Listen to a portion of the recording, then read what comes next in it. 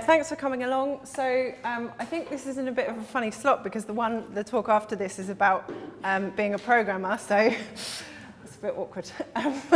So yeah, as my introduction said, I'm the projects director at DabApps, and I'm going to talk about the fact that you don't need to write code to work in tech. I'm not a programmer. I don't actually really have a software or tech background at all. But I've now been working at DabApps for 4 years, primarily in project management. So I'm just going to talk a little bit about what we do first. So who are DabApps? We're a Brighton-based, accidental click, fast forward. We're a Brighton-based software agency. We started in 2010, and we're now at about a size of about 30 people. All of our developers, designers, project managers are based in-house, so we don't outsource any of that. And we're definitely about kind of supporting the Brighton community and people that come along to fairs like this that want to move into the digital sector. So we develop apps. These might just be these aren't just mobile apps, they're web apps as well. So we've developed the Brighton Fringe app, and we've also developed for loads of different clients, some of whom you can see here. And it's really wide-ranging. So we're pretty different to somewhat like a product company where you're mainly kind of focusing on one thing. We work with a really wide range of clients, as you can see there. So from a mobile app for Brighton Fringe so that people can buy tickets and find out what shows are going on, to kind of financial forecasting and kind of employee talent and engagement and surveys and stuff like that. The kind of complexity of the projects and the types of projects that we work on is really varied. And it's both exciting and challenging, I guess, because you're context switching quite a lot. But it's definitely something that I think everyone that works at DabApps sees as a real positive, and it means that you learn about sectors and markets that you never kind of thought that you would get any experience or knowledge of. So the next thing I'm going to talk about is the kind of core values at DabApps, and I think that this is something that everybody kind of, when you're looking for a job and you're looking to work somewhere, it's a really important thing. It's a really important thing at DabApps that we find people that share our core values and that want to kind of bring those and develop those at the company. So we underwent a rebrand exercise, I guess around a year ago. And we launched a new website last year. And we kind of spoke lots and lots about what our core values were and what we wanted to kind of convey to people and what we wanted to bring people to bring to us when they start working with us. And these are the kind of values that we sort of looked for. And I think if you're looking at career opportunities, the types of companies that you want to work for, and the types of people that you want to work with as well, these are really important things to kind of consider, and they're really good things to ask about when you're going to interviews and you're kind of looking at the company that you might be applying for a job with. So yeah, I think they're just kind of a really important thing to keep in mind. Think about the values that you have and what you might want to take to an organisation as well. And it's a really good talking point when you're kind of chatting to somebody and networking with them to focus on that. And it's also kind of those soft skills as well. Of course, if you're an expert, you need to kind of have the core skills to do your job. But a lot of the stuff that I'm going to talk about is relating to, people skills and actually being able to kind of collaborate and that sort of thing. So what skills do you need to work in tech? Okay, so if you want to be a programmer, then yeah, you need to kind of learn to be a programmer and choose the languages that you want to become proficient in and that sort of stuff. But there are so many other kind of roles and so many other strengths that you need to bring, even if you are going into a role as a developer.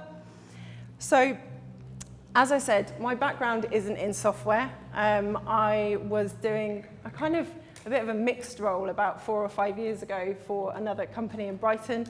And some of the stuff that I'd done was around digital project management, but I hadn't really got that much experience in kind of technical stuff. But I knew that it really interested me. And so I kind of started going along to events, I guess, such as this, but I was a little bit older than lots of the people here. And I also kind of tried to find out about as many meetups in Brighton that there were available so that I could go and talk to people who were either already in kind of tech and digital or find other people who were looking to kind of make that transition. And Brighton's really great for having kind of lots of companies who are really proactive at getting people on board, at running events, at kind of, I guess, kind of inspiring people to kind of draw them into the digital field. So if there's stuff that you're interested in, look for, you know, the events that are out there and that kind of stuff. So I decided that I wanted to get much more involved in kind of digital and the tech industry.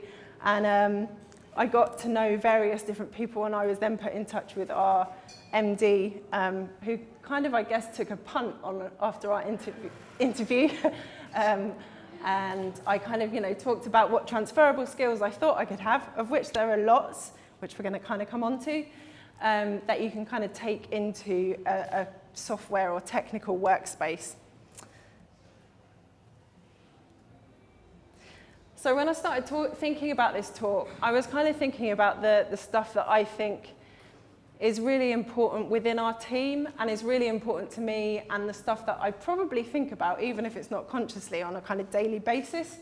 So it's really important, I guess, in whatever you do, but I think particularly in a kind of an agency setting, and particularly if you're going into something new, you need to want to learn about it. So I'm not a programmer, but the amount that I've learned about programming and kind of technical stuff, although maybe some of our developers would disagree, since I started is kind of way beyond what I thought I would get to. Yeah, they probably would disagree, but I like to think I can just about stand my ground sometimes. People skills are really, really essential. I think it's probably fair to say that working in software, you work with such a massive kind of range of people who are pretty introverted to the kind of commercial side of things, so the people that are going out and selling the products that you're working on and that sort of stuff. So being able to communicate with all different types of people is absolutely key.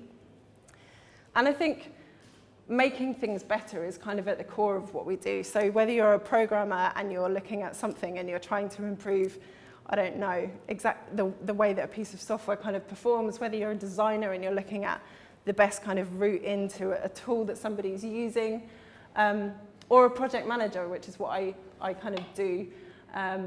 That's definitely focusing on kind of making stuff better, and making stuff better not just for the people that you work with internally, but also for your clients as well, of course, so that they kind of are also learning about what you do and your process that you follow.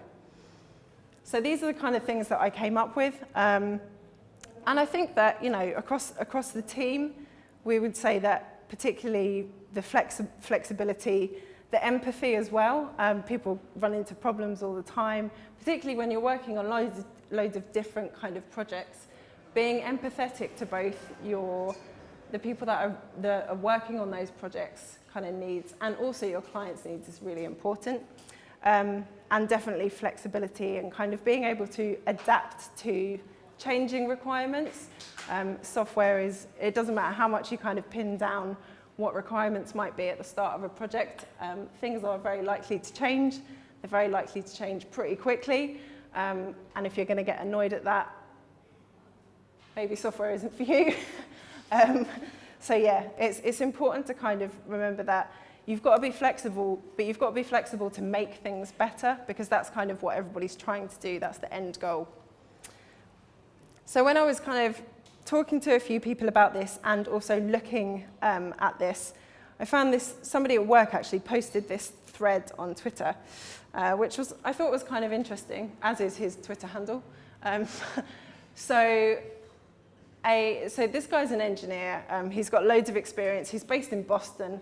And he had kind of a junior engineer asking him what skills he needed, you know, what he needed to do to be good at his job. And although we're talking about not being a programmer and not writing code, the answers to this, although they're probably going to look a bit small, were really interesting and were kind of along the same lines as the stuff that I was talking about before. So I don't know if you can see that. So basically, most of the stuff up here is about communicating, it's about collaboration, It's about being able to take responsibility and share responsibility as well. And it's also about making mistakes and admitting that admitting you've made mistakes, but saying that's okay, that's how I learn, and kind of, standing back up from that and saying, okay, what can I take from this mistake? What can I learn and apply to the stuff that I'm doing going forward? And the final point on here as well was kind of around the enjoyment of learning. And I think that's really important, because whatever you're thinking about going into now, maybe you're at the start of your career, maybe you're deciding that you want to go into something else, that's probably not going to be what you end up doing. It might not be what you're doing in 5 years' time, 2 years' time even. But along that kind of journey, there will be loads and loads to learn, and that's how you will get better at doing what you do, and it's how you'll learn, it's how you'll kind of discover what you want to be doing in the next step of that kind of career progression path as well. So I think it's just really important to always think back to, even if stuff is challenging, even if you think that you're not doing right now what you ultimately want to be doing, that might not be what you end up doing anyway, because it might not be where your strengths lie, or something might come kind of out of nowhere and you discover that that's what you want to do. But that kind of process of actually learning and taking on board what's kind of happening in a kind of day-to-day situation in the workplace, and valuing the stuff that you can learn from the people that you work with and that surround you in that kind of work environment as well is really important. I just thought it was really interesting that this guy's been a programmer for 15 plus years, and the stuff that he was talking about in terms of the skill set that he was suggesting was really important to someone very junior to him was not actually about the technical skill set. And the kind of summary of this, which I really liked, was that tech isn't easy, but people are always harder. And I thought that was kind of a really good takeaway from this whole thread.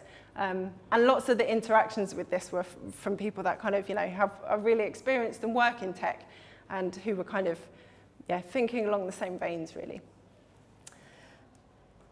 So if we're thinking about the opportunities that are kind of out there in Brighton, there are absolutely loads. I think if you feel like you want to get involved in the digital sector or the tech sector, go along to as many kind of free events as you can find. There are so many different kind of opportunities out there. There are so many people that will be willing to help you as well. If you're looking for a mentor or someone to kind of talk to about the field that you might want to go into, try and find out somebody that would talk to you about that. People want to feel like experts, so if someone's looking for a mentor, I think that there's definitely an opportunity for people to kind of track that down. And people will like doing it. People like learning, and people like teaching other people, mostly. Generalizing a bit there, probably. So yeah, it's really thinking, I guess, about the areas that you want to learn more about. So whether you're whether you're thinking about design, whether you're thinking about UX or project management, or even kind of more administrative roles, that those do exist in the tech industry, and they're really fundamental to the way that all of these companies that are here today kind of run and operate. So whatever you're kind of thinking about, there will be somebody in the digital sector that does that you can talk to. And also, if you're going to a lot of the companies in Brighton who are kind of small or medium and growing, a lot of the time you'll be exposed to lots of different kind of roles, even if you don't expect it when you first start. There will certainly be opportunities for you to get involved in loads of various other things. If you start out in project management, then you'll probably end up doing something around the kind of account management and maybe commercial and business development side of things, if that interests you. And also don't be afraid of putting yourself forward when you do get into a workplace, and kind of saying that you're interested in something in particular and that you want to learn more about it.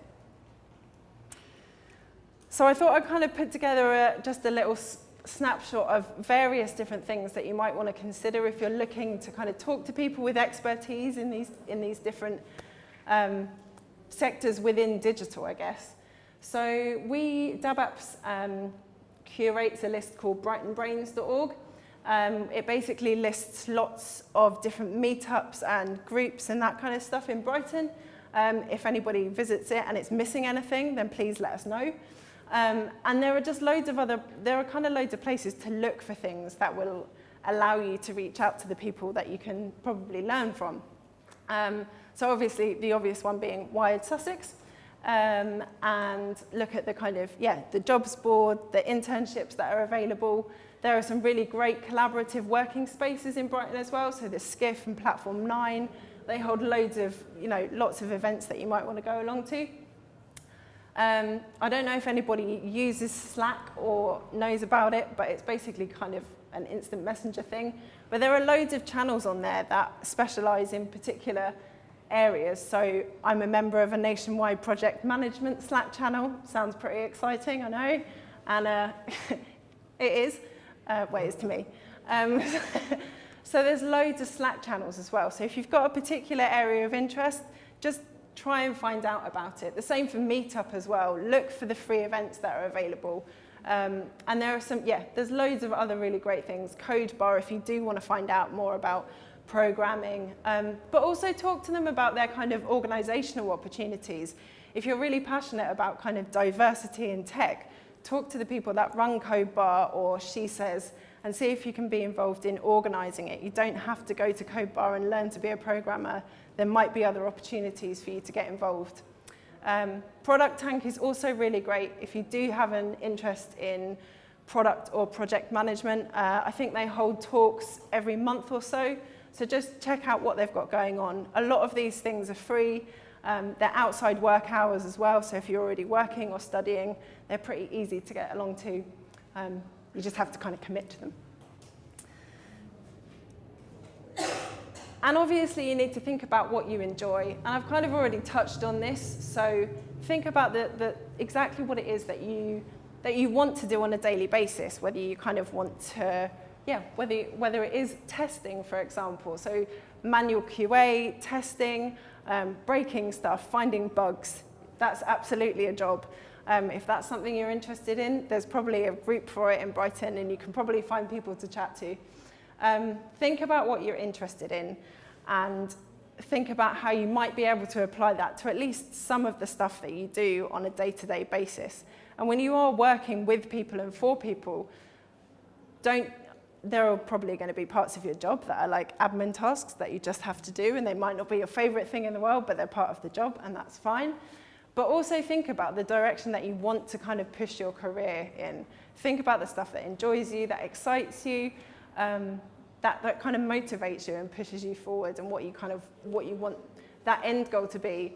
And the end goal will probably change, but that's also totally okay.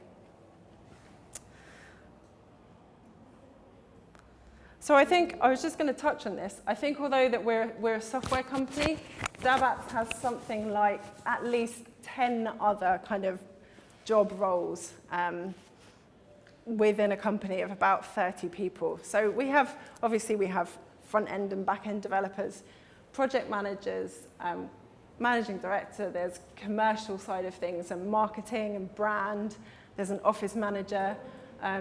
There's a really kind of varied field within digital. It doesn't have to just be one thing and you decide that that's what you're going to do forever.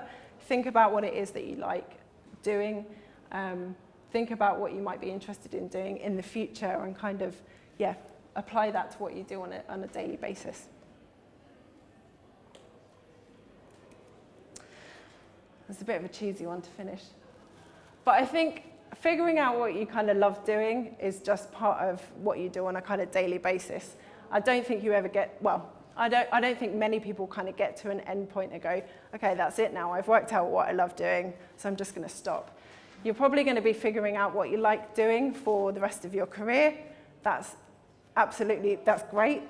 And as long as you kind of make sure that you're learning and taking on board feedback that you get and kind of striving to make things better, then I think that's a really good thing to kind of push forward and take for the rest of your career.